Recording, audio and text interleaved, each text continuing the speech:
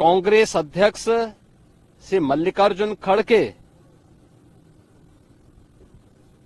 और समाजवादी पार्टी के अध्यक्ष श्री अखिलेश यादव का वक्तव्य इस ओर सबका ध्यान आकर्षित करता है। ये दोनों वक्तव्य न केवल इनके सनातन धर्म विरोधी चरित्र को उजागर कराता है, बल्कि इनकी उस गिद्ध दृष्टि की ओर भी सबका ध्यान आकर्षित करता है जो लगातार इस महाकुंभ के खिलाफ पहले दिन से दुष्प्रचार कर रहे हैं। इनका ये बयान न केवल सनातन धर्म पर प्रहार है, बल्कि निंदनीय भी है और शर्मनाक भी।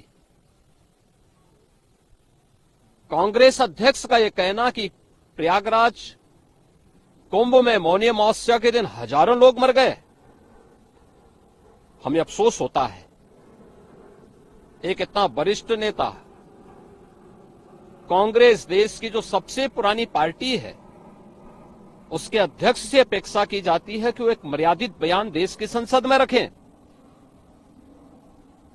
और इतना गुमराह करने वाला बयान, झूठ पे झूठ। ऐसे ही समाजवादी पार्टी के अध्यक्ष का बयान, एक प्रतिस्पर्धा दोनों दलों में है, कौन कितना सनातन विरोधी वक्तव्य दे सके। ये कहना कि कोई आंकड़े नहीं दिए गए,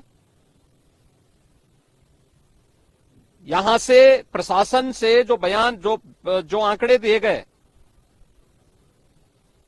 उन आंकड़ों को मैंने भी सबके सामने रखा। घटना दुखद थी, हर व्यक्ति दुखित था,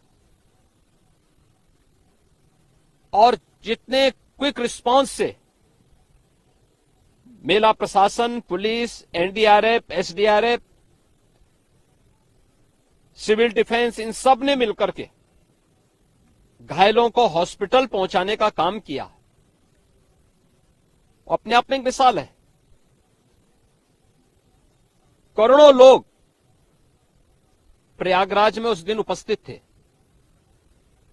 ये दोनों दल चाहते थे और सनातन धर्म विरोधी चाहते थे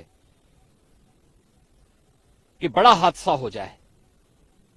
हमारी पहली प्राथमिकता थी कि किसी भी स्थिति में इसको हम जीरो हादसे तक लेके जाएं, लेकिन दुर्भाग्यपूर्ण तरीके से घटना घटित हुई।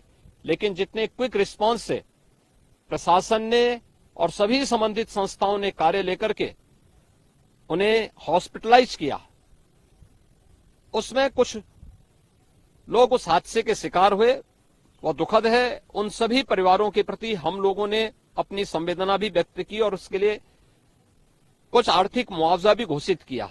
यद्यपि किसी व्यक्ति की कमी मुआवजे से नहीं हो सकती, लेकिन तब भी हम लोगों ने एक प्रयास किया, घायलों का प्रॉपर उपचार कराया। वे सभी घायल आज भी कुछ प्रयागराज मेडिकल कॉलेज में हैं, बाकी अपने परिवार के सदस्यों के साथ चले गए हैं। मैंने भी, मेरे साथ मेरे मंत्रियों ने भी, प्रशासन ने भी, प्रदेश के मुख्य सचिव ने भी, प्रदेश के डीजीपी ने भी उन सभी लोगों से मुलाकात की थी। और मैं तो देखकर बहुत चौंक था कि जो लोग प्रयागराज मेडिकल कॉलेज में भर्ती थे, जब मेरी उनसे बातचीत हो रही थी, तो उनमें से सभी लोग कहा, उनके द्वारा कहा जा रहा साहब व्यवस्था में खामी नहीं, लेकिन हमारी किस्मत है या फिर ऐसी स्थिति पैदा हुई। और उनके सभी पहलुओं को लेकर के सरकार भी जांच करा रही है और उसके लिए एक न्यायिक कमीशन भी हमने तत्काल गठित किया। लेकिन हमारी पहली प्राथमिकता थी कि जो ये लगभग 8 से 9 करोड़ लोग प्रयागराज में उपस्थित हैं, इन्हें सुरक्षित उनके घरों के लिए वापस भेजना। इन दोनों दलों और सनातन धर्म विरोधी उन सभी लोगों के वक्तव्य, जो लोग ये गुमराह करने वाले वक्तव्य दे रहे हैं कि लाखों लोगों ने स्नान नहीं किया, सरासर गुमराह करने वाला है। ये वक्तव्य देना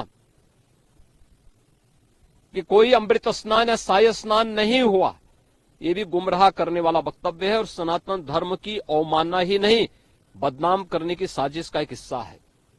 कोई परंपरा बाधित नहीं हुई। मौनी अमावस्या का स्नान पहले दिन सायंकाल 7:30 बजे से प्रारंभ हो गया था और अगले दिन पूरे दिन भर देर सायंकाल तक मौनी अमावस्या का मुहूर्त था। स्वाभाविक रूप से अखाड़ों ने हादसे के तत्काल बाद मेला प्राधिकरण के साथ बातचीत करके अपने स्नान को स्थगित किया था कुछ देर के लिए, और फिर जब मेरी उनसे बातचीत हुई दोपहर के बाद सभी अखाड़े और पूज्य संतजन, आचार्य महामंडलेश्वर, वे इस स्नान का हिस्सा बने और वही परंपरागत तरीके से सभी स्नान भी हुए। इस महाकुंभ में 3 अमृत स्नान थे, मकर संक्रांति, मौनी अमावस्या और बसंत पंचमी। इन तीनों में अमृत स्नान हुए जिसमें सभी अखाड़े भागीदार बने। पौष पूर्णिमा से आयोजन प्रारंभ हुआ। समाजवादी पार्टी के अध्यक्ष का यह वक्तव्य भी कि सरकार ने 100 करोड़ की घोषणा की थी, मुझे लगता है कि उनको बयान थोड़ा पढ़ना चाहिए। ये लोग 12 बजे सो करके उठने वाले लोग हैं। कार्यालय स्टाफ जिस प्रकार का इन्हें नोट बना करके देता है, ये उस प्रकार का वक्तव्य बना करके सामने प्रस्तुत करते हैं और फिर उसके अनुसार उसको लीडर के रूप में नहीं बल्कि एक रीडर के रूप में सबके सामने उस वक्तव्य को पढ़ करके अपनी जगहंसाई करते हैं और राजनेताओं की भी जगहंसाई करते हैं।